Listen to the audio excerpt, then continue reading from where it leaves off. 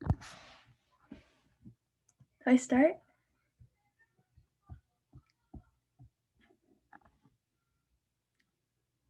I don't know. Do I introduce us? Oh, are we live? Yes, we're alive, so you can Hi, just start. everybody. Hello, welcome to this week's Let's Talk. My name is Megan, and that's Aminah. We're Fridays for Future, and I'm just going to talk a little bit about what our mission is. So our mission is to create a space for youth to advocate for a better world and for a future that recognizes and implements Indigenous rights, uplifts marginalized voices and communities, and follows principles of climate justice. Find us on Instagram at Fridays for Future TO. That's Fridays for Future and then TO. And you can also use that ad for Facebook, or if you want, you can email us fridaysforfuturetoronto@gmail.com. That's Fridays, the number 4, future, TO@gmail.com. And if you have any questions, please put them in the YouTube chat. And I'm going to introduce today's topic. So today we're talking about how the media neglects the narratives of the most vulnerable. We will be discussing some global and national issues today and how marginalized communities are being most impacted, but are not being talked about. And most importantly, how you can help and advocate for their voices today. And I'm going to pass it on for the land acknowledgement. Thank you, Megan, for that beautiful introduction.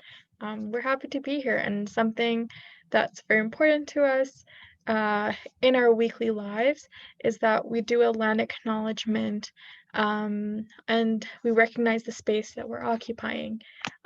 So, we wish to acknowledge this land on which we're holding an online live event.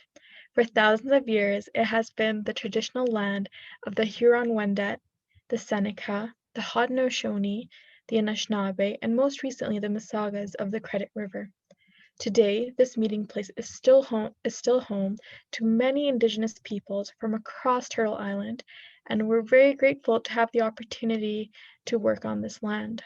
Now, the land acknowledgement is about acknowledging the land, and unfortunately, alongside Indigenous peoples, Black voices have also experienced erasure from our textbooks and from the way Canada constructs its own history and narrative. So, a Black Canadian author, Lawrence Hill, asks this question: do we know that the story of African Canadians spans 400 years and includes slavery, abolition, pioneering, urban growth, segregation, the civil rights movement, and a long engagement in civic life? We also acknowledge the privilege of having online space and the importance of using it to uplift voices and recognize the struggles that continue today of Indigenous peoples in Turtle Island.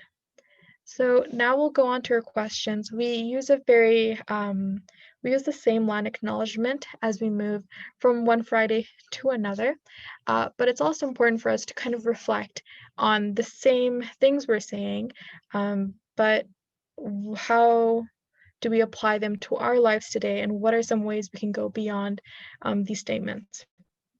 The first question I will ask to Megan, and then Megan can direct the question back to me, is how do you place yourself or reflect on what the land acknowledgement means to you? Okay, so like always when hearing a land acknowledgement, I like to reflect on the privilege that I have, and I'm so grateful to be a settler on this land and that I can call this my home. But in that, I have to recognize that this was home to so many others before my ancestors came and took this land for their own. So I really have to reflect on that. And also, when researching for these topics today, it really hurt me to see the disrespect that some people have on the land and Aboriginal people. And it's mainly big corporations, but I also remember that those big corporations are run by citizens. So in the end, it is the people. So yeah. And then sorry, I just have notes here so I don't forget. But once acknowledging that, I have to reflect on what I can do to help. And how I can bring healing to people and do better moving forward. And I'll pass the question on to Amina. Yeah, thank you. I think that was well said on, who are the corporations and then who's actually in them. We can't just say like it's somebody and it doesn't, we're not related to it in any way. So how do I replace myself and reflect on this land acknowledgement? I think I think the land acknowledgement has, the way we've laid it out today, or the way we have it laid out is that we recognize first the land uh, that for thousands of years has been belonged to various indigenous peoples who interacted in multiple different ways, some, allies and enemies, but who have a very rich culture here. So there's a part to acknowledging the land. And then we also have a part that recognizes the unrecognized labor of people who continue to be of Black racialized individuals or African Canadians um, who continue to be alienated from the so-called Canadian narrative. As I kind of reflect on the land acknowledgement and my place in it, my place really as a settler um, is to, work to address this um, and I guess empower, not exactly empower, but like because they are empowered individuals, like amplify and donate. Uh, and I think that's something more regularly because for a while, because due to COVID, I started not tuning into news. I know our topic today is like news headlines, but that was something I was really, I wasn't there for. So now I've been reflecting on what are some alternate news sources that I can look to so I can still be engaged in very important issues, but not have everything thrown at me which I can't handle. Um, where, if you sit down for like a 10 p.m. news and now they're just listing everything going wrong in the world. So selectively choosing accounts which I follow. So like on Instagram, I follow, I think it's Good Mitten Checkpoint, and like Not Another Black Life. And I will watch their stories and their posts as a way to engage with some, what they're sharing, what they believe is important, and seeing ways in which I can help. But I think selectively choosing your news feed um, is one way of how I place myself in the land acknowledgement. So now I'll bring it to the next question and direct it to Megan. And this is also one of our harder questions that we also ask people to, ask themselves. What intentions do you have to disrupt and dismantle colonialism beyond this territory acknowledgement? So I want to be completely honest when I'm answering this question because I don't completely know how to answer this question yet because I'm still learning what it means to disrupt and dismantle colonialism. Because I've recently learned that these are not just words that you can learn the definition and understand what they mean. There's lots of layers to understanding what these words actually mean. So I guess what my intentions are to learn exactly what colonialism is and what I can do. And I want to learn about the role that my ancestors have had on colonialism, and I'll also learn how to say that. And I just want to learn how they played a role in it and how, I may be adding to it. And I'm just going to try my best to not add to it. Yeah, thank you for that. I think that's a lot of honesty and like it takes a lot of like humility to recognize what we don't know. Um, I think so, to my intentions to disrupt and dismantle colonialism today or in the next few weeks is really, I think it's checking myself is where I'm at right now, and reflecting more on what actions do I do or do I contribute to, whether it's in the way that I speak to people that may not be, at times the most respectful, or in the ways I might say, like this knowledge, let's say the knowledge around environmental justice. Am I sharing it well? Am I teaching people about it? Am I keeping it to myself? Um, and I think taking these reflections around the land acknowledgement beyond just my circle of people at Fridays for Future Toronto or my circle of friends who know all about this, um, and engaging with people who don't necessarily engage with this topic. So that is my intention today. And hopefully, as we dive into the various topics today, we'll be sharing some knowledge with the people sitting behind the screens, watching the YouTube live, and carry these intentions throughout the live. So I'll pass it to Megan here to start off the questions for our theme and answers. Yeah, I think we both, when we were doing researching, we just realized that we both took a break from watching the news. And that's why we felt this topic was really important, just to bring light to situations that are happening and maybe look at it from a different lens, because the media doesn't always talk about how it's affecting certain communities, and vulnerable people specifically is who we're talking about today. So that's why we wanted to reflect on it in a different lens. So our first topic is Hurricane Laura, which I'm sure many people have already heard about, but a very devastating hurricane that struck Louisiana as well as other regions in America as one of the most powerful storms in U.S. history, leaving widespread destruction across the state. This was a Category 4 storm. Unfortunately, over the years, we have seen how these storms have increasingly got worse due to our ongoing climate crisis.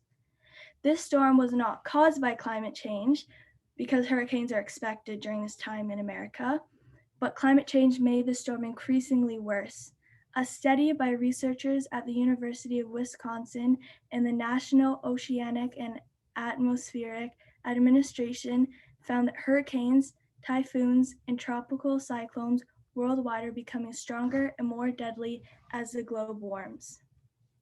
So oftentimes, as I said, the news fails to report on the effects natural disasters will have on communities and families long after the event of the disaster. Especially with COVID-19, the existing poverty, food insecurity, and unemployment has been magnified. Hurricane season is a difficult time for those in regions that are affected.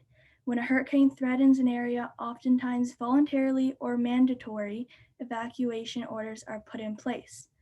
Many people don't have the funds and resources to travel, pay for a new accommodation, or stockpile food or necessary resources. There's no doubt that natural disasters affect everyone, but it's the most vulnerable people that are affected the most. Oftentimes, these people are left to fend for themselves.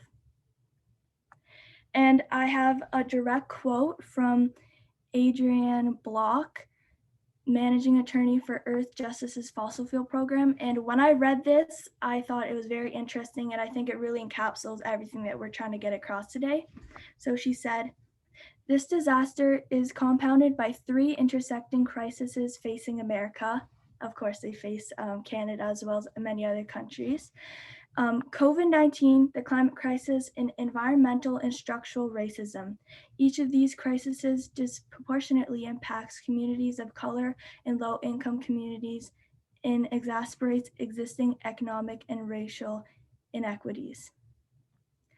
And I know I'm talking a lot, but I just want to add to that because we were talking about the US, and Fries for Future Toronto is, of course, based in Toronto. So I just want to add to what I said by saying that there are many examples of how marginalized communities are affected by climate change in our own country.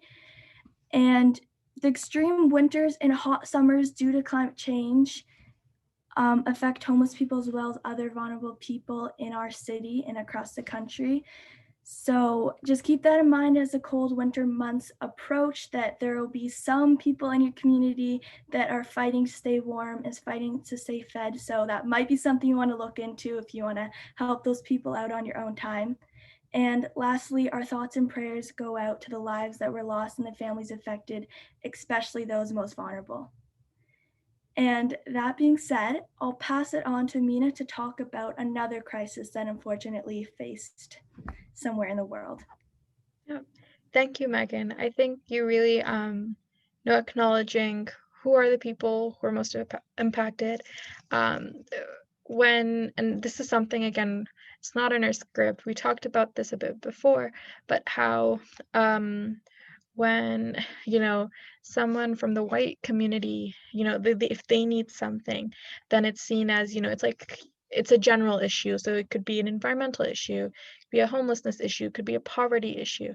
But as soon as it's a person of color issue, if it's a person of color or a black individual who's asking for help, or if they're facing, if it's an environmental problem that's affecting their community, or if it's homelessness that's affecting their community, that instead of becoming an everyone problem, it's like, oh, well, it's an immigrant problem. Um, it's a black community problem. It's on them to solve their crisis. Why are they bringing it here? So we really need to challenge how our news headlines shape our narratives.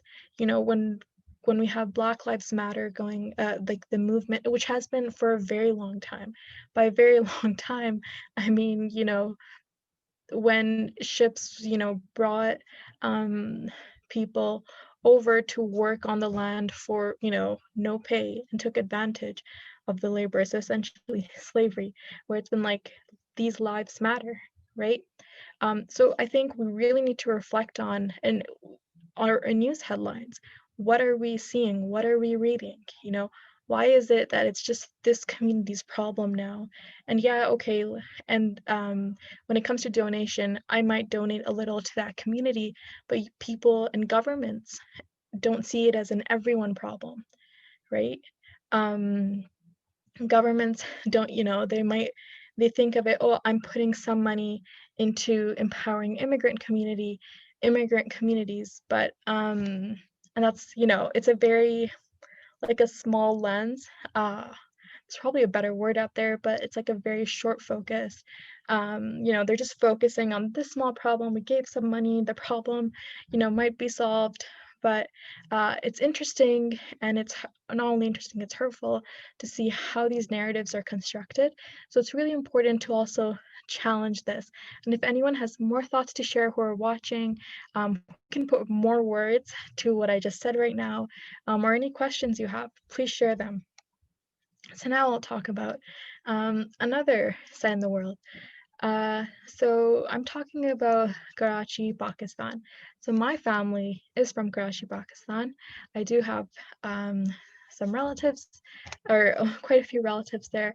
And recently it was hit with one of the worst floods in almost a century. And this has been absolutely devastating.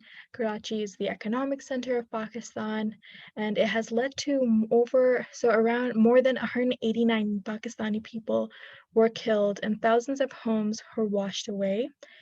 And a lot of this information that I got today was from Al Jazeera. And according to the country's this was according to the country's National Disaster Management Authority.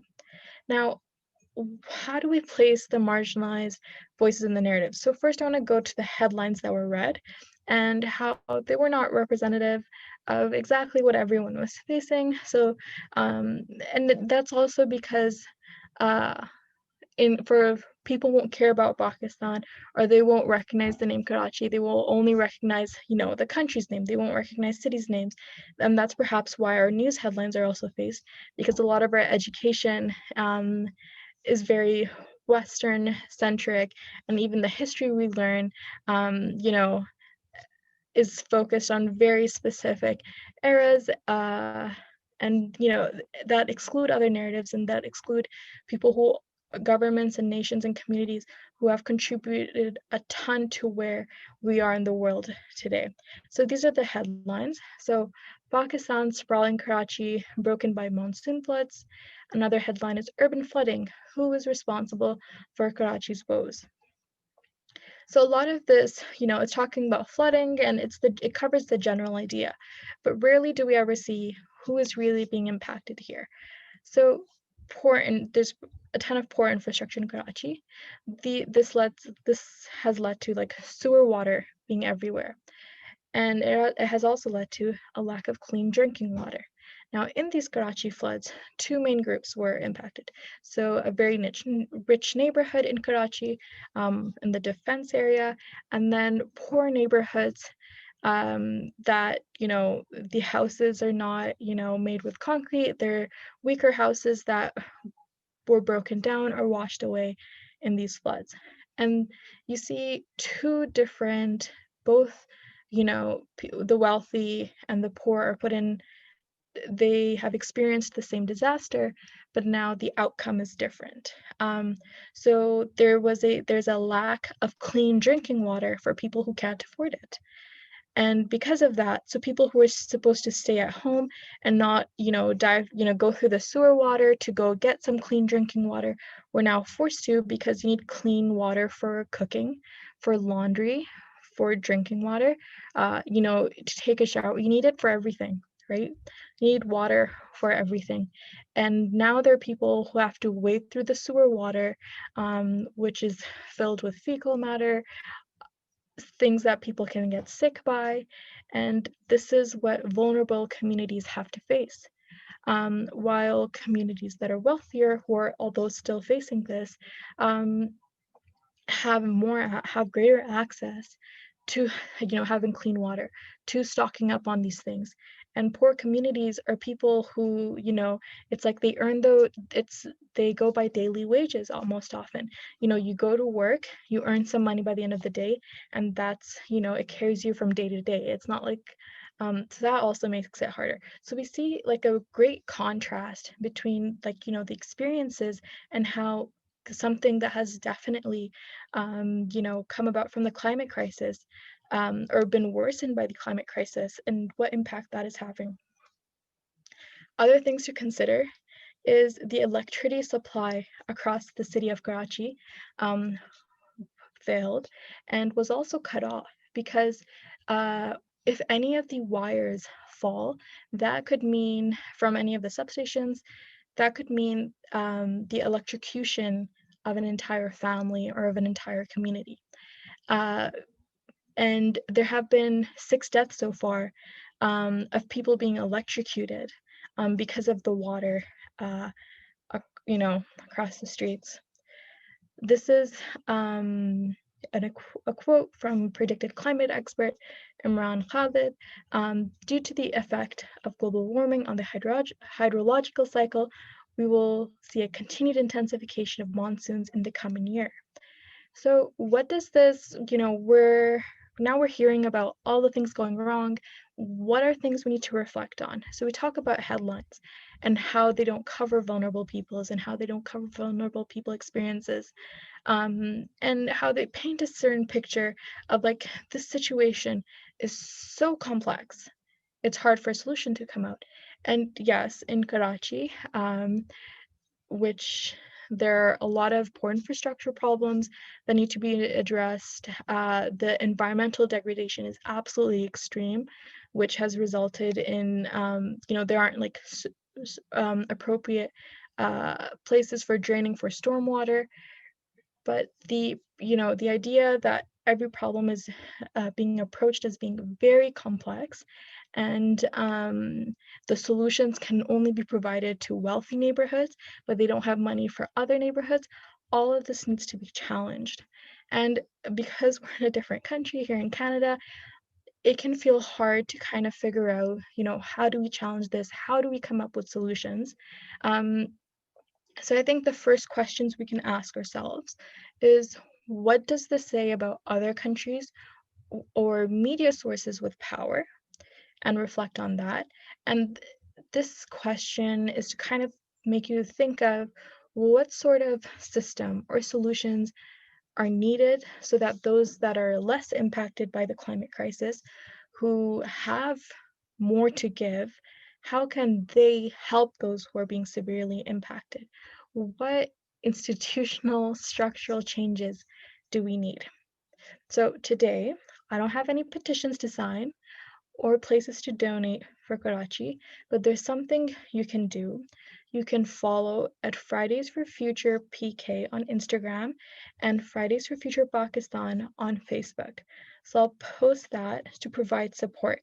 So you would provide support by being an audience member, by actively learning about these issues, and if there's time to donate, looking into that. The reason why I can provide places to donate because we need to do a lot of research into making sure that where exactly any money that you would donate would go into.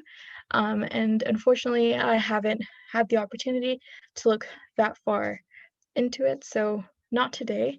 But keep an eye on it, do your research, and hopefully you can find ways to help. So we've talked a little about Karachi here. We'll talk a bit about Quebec now. But keep on, I guess, reflecting on the news headlines you read and what narratives they are not covering. Before I bring it all back home and we talk about Quebec, I just want to reflect on, like, it was very interesting to me while I was listening to Amina talk, because she was saying very similar things that I was, because they're both natural disasters. They were both amplified because of climate change. And I feel like it's very easy, even myself, I do this, when I see news headlines and I'm like, wow, that's like very far away from me. Like Pakistan, I don't think about it much, it's very far away from me. But like America's our neighbors, and they're very close to us, and they're facing the same thing that they are in Pakistan.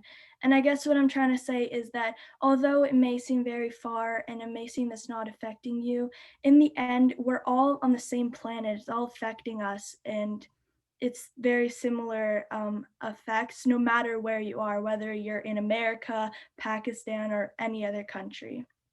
And now we'll talk about Quebec, and this is, all of our topics are important, but this one is especially important because it's happening right near most of us. So we're going to talk about the Quebec Pipeline. First, I'm going to start off with a direct quote from Greenpeace to get us started. So the GNL Quebec project would involve the construction of a 750-kilometer gas pipeline, a gas liquefaction plant, and a super methane ship export terminal. So that's basically, in a nutshell, what the project would be. So this project aims to transport gas from Western Canada to a gas liquefaction plant in Port Saguenay, which is in Quebec. Port Saguenay is in Quebec. Also, storage infrastructures and export ports will be built. In total, at least 300 super liquefied natural gas tankers would use the Saguenay Fjord. So the Saguenay Fjord, for anyone who didn't know, I learned this, is a body of water that runs into the St. Lawrence River, and then the St. Lawrence River directly runs into the Atlantic Ocean. So when they say that 300 super liquefied natural gas tankers would use the Saguenay Fjord, it's meaning like big tanks of like fossil fuel oil will be going through this body of water that directly goes into our whole water system in the world. And one accidental spill of these gas tankers would be catastrophic, putting at risk the endangered beluga whale population, among others. Not only will this heavily affect the environment, the effects of this pipeline would have on First Nations communities would be just as devastating. The proposed route of this pipeline would go through Abitibi, Temisique. Sorry, I have it written down so because I don't want to say it wrong. Yeah, I wrote it though. Okay, I have it because I don't want to be disrespectful and pronounce it wrong. So I'm going to take my time and say these names because some of them are Aboriginal names and some of them are French, and I'm an English speaker. So this pipe route would go through Abitibi and Temisique, and it would go through Marcy. It would go through Lac Saint-Jean, Saguenay, Saguenay Fjord, St. Lawrence, and the communities of Matheson, Timmins, and Kirkland Lake, Ontario, which are all home to many First Nations people. We have to act before September 14th because Pelicans are preparing for an environmental assessment in September. And I'm going to pass it on to Aminah to say why we should say no to this Quebec pipeline and how you can act on it. Yeah, so these are, sorry, tanks of natural gas, liquefied natural gas, that are going through, and we're just to acknowledge who it's from. I shared the Greenpeace article, and it's by Lujane Kurdi. So yeah, why should you say no to it? So I think Megan already kind of talked about if a tank spills, how much damage can happen, and even in the process of liquefied natural gas, uh, from the combustion of natural gas, methane is also emitted in production, and the transmission and distribution process heats it up further, and that's a greenhouse gas that warms up the planet even more than carbon dioxide. So it contributes to the climate crisis. So this is not the green just recovery that we've been talking about. This is not clean energy. This is not the time to make things worse. And additionally, to reference to the beluga whales that Megan mentioned, they depend on sound for hunting and for living. They depend on sound being transmitted underwater. So, with these tanks going through that create a ton of noise, this will disrupt their way of life, and they're already endangered. And they also threaten the survival of more than 30 vulnerable or threatened species of plants and animals in that area. And this is again exactly from that article. Uh, there are also another reason why you should say no to it is it can contaminate drinking water sources and can also lead to significant methane emissions and leaks and might even cause earthquakes. So these are all obviously things that are not so positive. So what we can do is sign the petition, and I'll be sharing the link. But before I do, something to think about is, if we compare it to the tar sands in Alberta. So I think recently an article came out was that yeah, they just found that the oil sands that they might actually be contaminating groundwater, which of course a lot of people have been saying that it's very likely that this will happen. It's also very likely that other things that a lot of our communities and marginalized communities, who live away from big cities, will be impacted. So it's a lot to think about here, and it's a lot to reflect on. So I'll share the petition link, but it's very straightforward. Sign the petition, and if you can, share it. Greenpeace is doing a lot of great work here, so sign the petition. So I'll pass it off to Megan here to give an update on another issue happening in so-called Quebec. I just want to add on to what we've already said about the pipelines in Quebec, because I just feel it's really important. And I'm personally someone that does better with like facts or like numbers. So I'm just going to read off a few numbers and statistics that I found, because if you're not yet convinced of the how bad it is, I'll try to convince you again. So Canada's target is to limit its greenhouse gas emissions to 150 megatons per year by 2050. So I'm no scientist. I'm not even sure what that means, but it's pretty obvious that a pipeline to extract more fossil fuels is not the right plan to reduce emissions. So methane, which is like it when you take out fossil fuels, like you get methane. Anyways, it's 2 times more potent than carbon dioxide, which it comes to global warming potential when it comes to global warming potential. And methane emissions comes from pipeline operations. Overall, methane accounts for about 15% of Canada's greenhouse gas emissions. And obviously, methane is very bad for the breakdown of the ozone layer. So yeah, sign the petition, but I think we've talked enough about that. So we'll move on an update of the Ganasatage.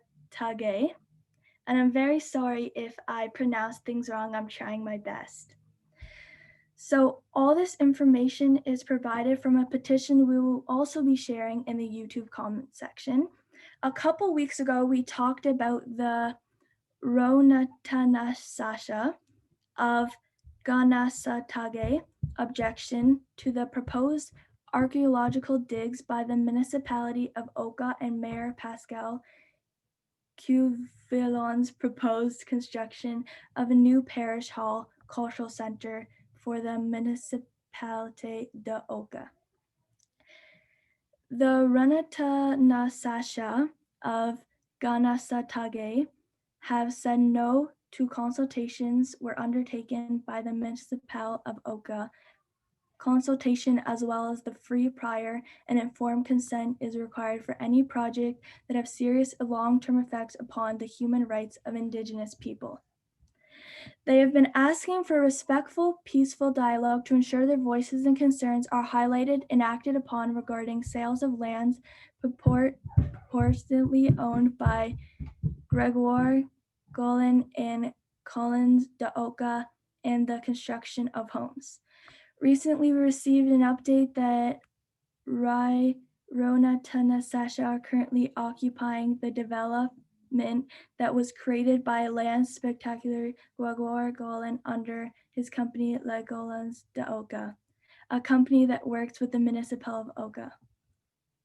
They are facing many challenges in achieving success to stop any further development in our unceded lands, including the disdainful statements that Mr. Golan's gifting us with our land. Ms. Golan has also gone ahead.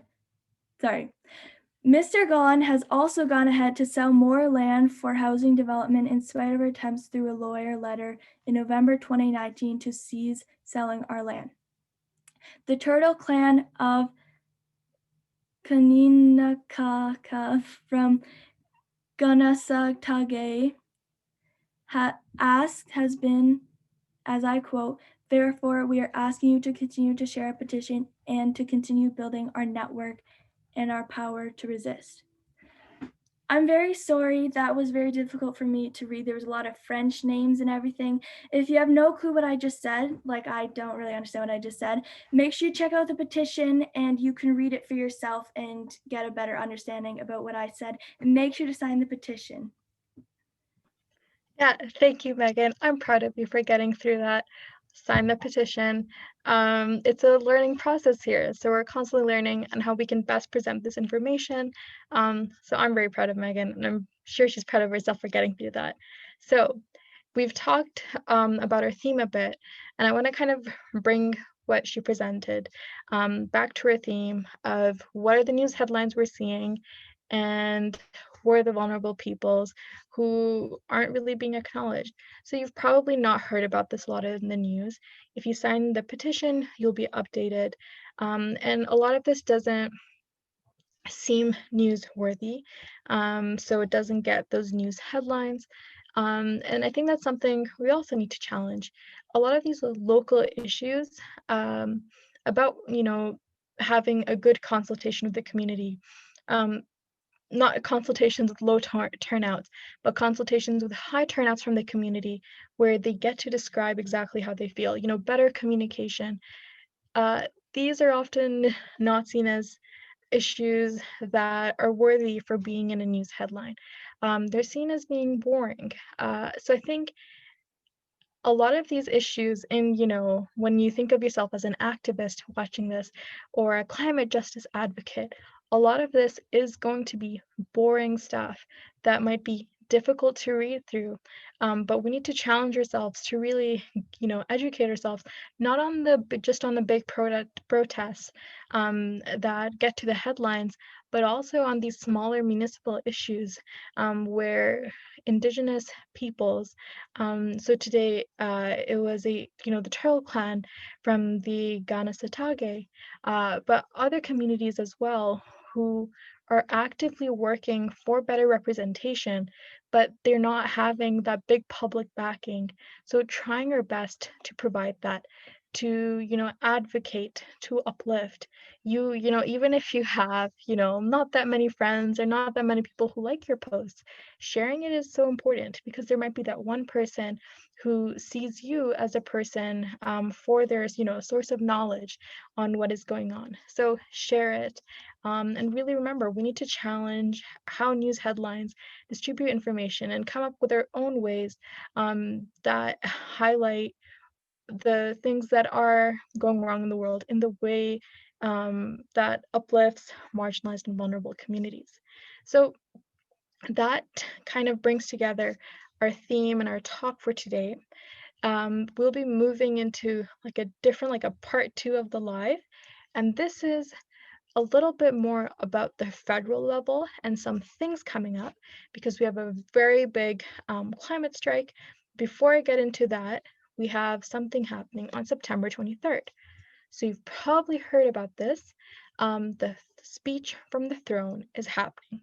What does that mean? So, at the federal level, and this is an explanation I've gotten from the David Suzuki Foundation. The throne at the federal level, the throne speech opens up every new session of Parliament in Canada and so-called Canada. And what it does, it introduces the federal government's directions and goals. It also outlines how it will work to achieve them. Now, the speech will be delivered by our Governor General, Julie Payette. So why is this super, super important? If we can get a green and just recovery that prioritizes the voices of the most vulnerable and actively works to bring the positive social change along with climate action, this is what we want. We can see, massive, if we can get that, it will be much easier for us to advocate. It will be much easier to see this action translating not only policies and laws, but policies and laws that will be acted upon. That's why it's super, super important. If it's not in their priorities, it'll be more difficult for us to advocate. So September 23rd is when they're going to say everything. What can you do before then? Okay, so I know we're like 11:41. If you can, email your MP. I set aside 8 minutes for all of us to write an email to our MP together, but just so we can wrap up on time, we won't be taking 8 minutes. Um, but here are some points shared by the David Suzuki Foundation that you can use to email your MP. So demand a green and just recovery from COVID that will set us on a path to a sustainable and equitable future, strengthen the Canadian Protection Act and recognize the human right to a healthy environment within it, establish minimum protection standards for marine protected area, introduce climate accountability legislation, including strengthened 2030 targets. You can also talk about uplifting Indigenous and racialized communities in this green and just recovery. So I'll paste all of this onto the YouTube chat. If you can, please take time to do this. Every email counts. Have some really quirky, passionate title that will cause the staff member of the MP to open it, go wild, and change the world that way. I believe in you. So I'll pass it to Megan here to talk about our global climate strike while I'm posting everything. So this is our final announcement. Thank you to everyone that stayed for this live stream, but make sure you listen out for this very important announcement. Everyone mark your calendars for September 25th because climate activists across the globe will be participating in a global day of climate action. Fridays for Future Toronto will be hosting a sit-in from noon to 3 p.m. on this day. On September 25th at Wellesley West and Bay Street, bring a friend, poster, and noisemaker to demand a just recovery. Masks are mandatory. Make sure to follow Fridays for Future Toronto on Instagram for further updates on this action and to learn about all of our COVID safety measures. And we said the Instagram at the start, but I'm just gonna repeat it so people know. It's Fridays for Future TO. Fridays Future for Future TO. I just made that really confusing, but it should be in the YouTube chat from before. And if you have any further questions or concerns, you can DM Fridays for Future Toronto on Instagram or connect us by using this email, Fridays, the number 4, futureto@gmail.com. If for whatever reason you're unable to attend the sit-in, if you're working, you're busy, you have to stay at home, keep updated on how you can participate in this global strike day on September 25th virtually, and hope to see you there. That being said, I'm going to pass it on to Aminah to wrap it up.